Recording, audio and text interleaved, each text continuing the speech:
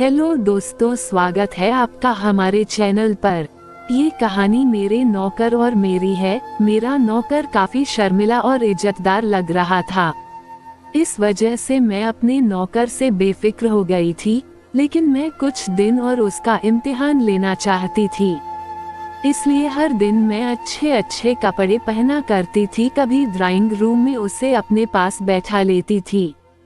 एक दिन की बात है, रात का वक्त था। मैं उसके रूम के पास पहुंच गई और उसे आवाज देकर बाहर बुलाया तो वह तुरंत बाहर आ गया। उस रात मैंने लाल रंग की नाइटी पहन रखी थी। मुझे यकीन था कि आज मेरा नौकर मुझे एक नजर भर जरूर देखेगा, लेकिन वह तो आज भी सर झुका कर खड़ा था। मैंने नौकर से कहा कि मुझे नींद नहीं आ रही है, मुझे कॉफी बनाकर दे दो। वह मेरे पीछे पीछे ही चला आया। मैं उसके आगे किचन के दरवाजे पर खड़ी हो गई थी।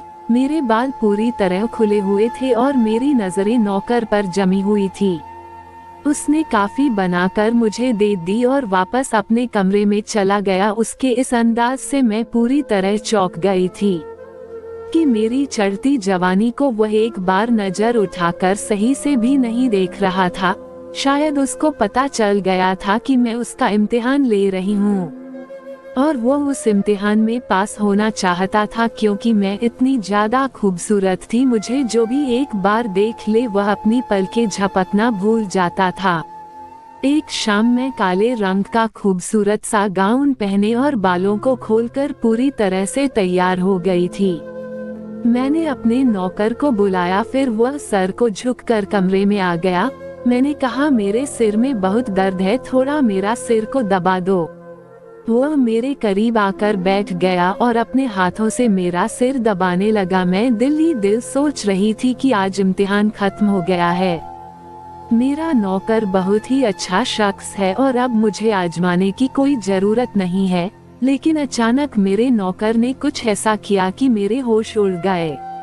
वो पूरी तरह से बेकाबू हो गया। उसने मेरे पैरों के पास पड़ी चादर उठाकर मेरे ऊपर डाल दिया और मुझसे दूर होकर खड़ा हो गया। वह नजर झुका कर कह रहा था, मालकिन, अब मैं आपके पास काम नहीं कर सकता। मैं एक शरीफ और इज्जतदार लड़का हूँ, लेकिन आपकी यह हरकत और यह कपड़े मुझे मेरे ईमान से भटका रहे हैं। मैं एक मर्द हूँ, लेकिन आज तक मैंने अपने किरदार को पूरी तरह बचा रखा है, लेकिन अब यह मेरे लिए बहुत मुश्किल हो गया है। मैं और आप इस बंगले में तन्हा रहते हैं और अब मुझे ऐसा एहसास होने लगा है कि जैसे हमारे दरमियान तीसरा शैतान आ चुका है।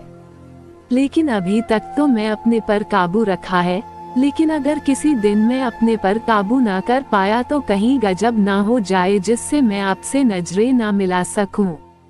मेरा नौकर यह बात बोलते बोलते रोने लगा। उसे ऐसा देखकर मैं स्वयं से पानी पानी हो गई, क्योंकि गलती मेरी ही थी।